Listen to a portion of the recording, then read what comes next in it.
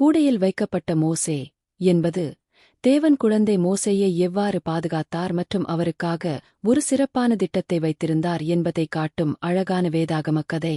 இந்த நிகழ்ச்சி யாத்திராகமம் 2ஆம் அதிகாரத்தில் காணப்படுகிறது. நெடுநாட்களுக்கு முன்பு இஸ்ரவேலர்கள் எகிப்தில் வாழ்ந்து வந்தார்கள். ஆரம்பத்தில் அவர்கள் நன்றாக நடத்தப்பட்டார்கள்.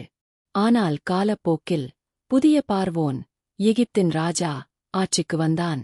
இஸ்ரவேலர்கள் எண்ணிக்கையில் அதிகரித்து வந்ததைக் கண்டு அவன் பயந்தான். அவர்கள் மிகவும் வலிமையானவர்களாகிவிடக்கூடும் என்று நினைத்தான். அதனால் பார்வோன் இஸ்ரவேலர்களை அடிமைகளாக மாற்றி மிகவும் கடினமாக வேலை செய்யச் செய்தான். இருந்தாலும் இஸ்ரவேலர்கள் தொடர்ந்து பெருகிக் கொண்டே இருந்தார்கள். பின்னர் பார்வோன் ஒரு கொடிய கட்டளையை பிறப்பித்தான். பிறக்கும் ஒவ்வொரு எபிரேய ஆண் குழந்தையும் நைல் நதியில் எறியப்பட வேண்டும் என்று. அந்த நேரத்தில் லேவி கோத்திரத்தைச் சேர்ந்த ஒரு பெண் அழகான ஆண் குழந்தையைப் பெற்றாள்.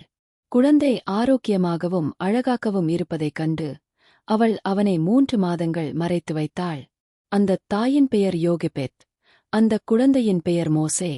3 மாதங்களுக்குப் பிறகு அவனை மேலும் மறைத்து வைக்க முடியவில்லை. ஆகவே அவள் நாணல் கம்புகளால் ஒரு சிறிய கூடையைச் செய்து அது தண்ணீரில் மிதக்கும்படி தார் மற்றும் பிசினால் பூசினாள். பின்னர் குழந்தை மோசேயை அந்தக் கூடையில் வைத்து நைல் நதிக்கரையோர நாணல்களுக்குள் வைத்தாள்.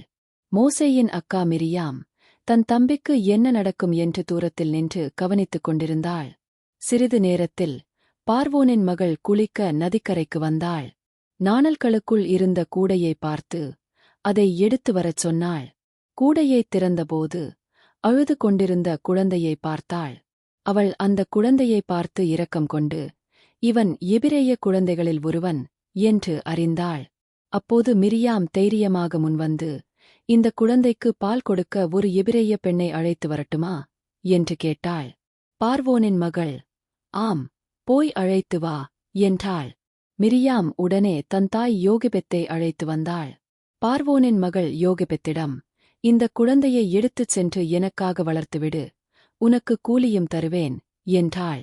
இவ்வாறு மோசேயின் சொந்தத் தாயே அவனை வளர்க்கும் வாய்ப்பை பெற்றாள். குழந்தை வளர்ந்தபின் யோகெபெத் அவனை மீண்டும் பார்வோனின் மகளிடம் கொண்டு சென்றாள். அவள் அவனை தன் மகனாகத் தத்தெடுத்து, நீரிலிருந்து எடுத்தேன் என்று பொருள்படும் மோசே என்று பெயரிட்டாள். கதையின் நீதிகள். ஆபத்தான சூழ்நிலைகளிலும் தேவன் நம்மை காப்பாற்றுகிறார். ஒவ்வொருவருக்கும் தேவன் ஒரு சிறப்பான திட்டம் வைத்திருக்கிறார். தைரியமும் விசுவாசமும் பெரிய ஆசீர்வாதங்களைத் தரும். கடினமான சூழ்நிலைகளையும் தேவன் நன்மைக்காக மாற்ற முடியும். முடிவு. தேவனின் திட்டத்தாலும் அவரது குடும்பத்தின் விசுவாசத்தாலும் குழந்தை மோசே காப்பாற்றப்பட்டான்.